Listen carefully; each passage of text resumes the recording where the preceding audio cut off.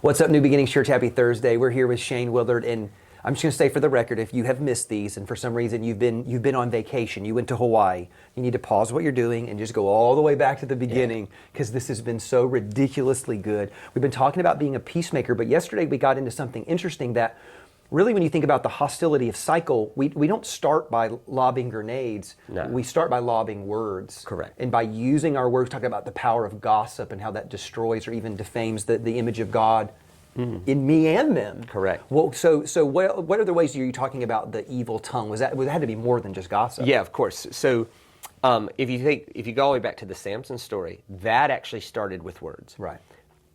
You Philistines are so substandard with your intelligence. I bet I can tell you a joke that 30 of you put together can't answer. Well, of course they couldn't. He made it up off the top of his head. Yeah. About something only he had seen. Right. So you have that. I love the way Jesus does this thing that is subtle, and you just automatically hear it and go, nah, like exaggerating, right? But he said it, and I don't think it's like literal, but I think it's metaphorically, symbolically in meaning, and I think Jesus meant what he said, and that is, he talked about how calling someone a fool. Right. Right? Like defaming them, like I can't remember the exact words, but basically, you're proud you've never murdered someone. I'm asking you if you hate people. Yeah. And then I'm going to even go further than that and go, have you damaged someone with your mouth? Because that's like murder. Like it endangers your life. Call your friend idiot or Rocco or right. fool. Yeah, endangers your life of hell. Yeah. Which is a whole nother thing.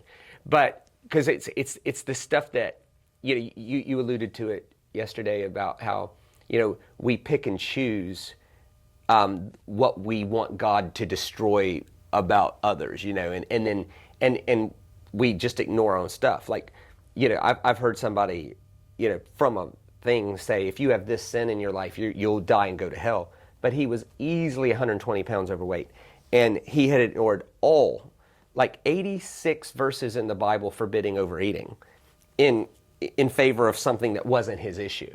And so I think for all of us in moments like this, it's important that instead of thinking, I wish somebody was watching this, you're thinking, okay, before I get there, what is this doing with me? And so for Jesus, one rabbi said it this way, that when you participate with the evil tongue, it's the murder of three: the victim, the listener, and the gossiper, because they both in a moment forget what it is to show the world what God is like. And so obviously the evil tongue was gossip. It was also lying, but it also included telling truths about someone that put a stumbling block with people that didn't know them. So if I said to someone, hey, do you know Todd? No. Careful. Well, why? Just careful. Well, now what I've done is I've put a stumbling block before you that if you ever meet those people, you have to overcome all kinds of things that you don't even know is there. Yeah. And then that's when conversations get weird, because you're wondering, why is this feeling so distant when I don't even know these people, and there's nothing that I know of, and there's all these stumbling blocks. I think the word in Greek was actually scandalon, which is where we get the word, obviously, scandal from, was to set a trap in front of somebody. So the Lashon Hara was gossip, it was lying, it was saying something true that created a stumbling block for that person for other people. Interesting. There's this great story in parabolic literature. It's not in the Bible, but it was about a guy that got convicted for his evil tongue. He just, and he didn't just want to repent and go forward with integrity. He wanted to make it right. So he climbed this mountain to find this holy guy. And he says to the holy guy, I repent of my evil tongue, and I don't just want to go from this point forward with integrity. I want to make it right.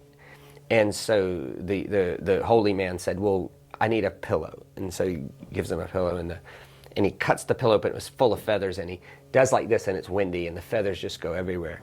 And he says, I want you to go fetch all the feathers, and that's the only way to make it right. I would encourage you, instead of living in the regret. From this day forward, live with integrity outside of the Lashon Hara and embrace a tongue that edifies and encourages. And that just in and of itself would escalate the peacemaking cycle instead of the hostility cycle.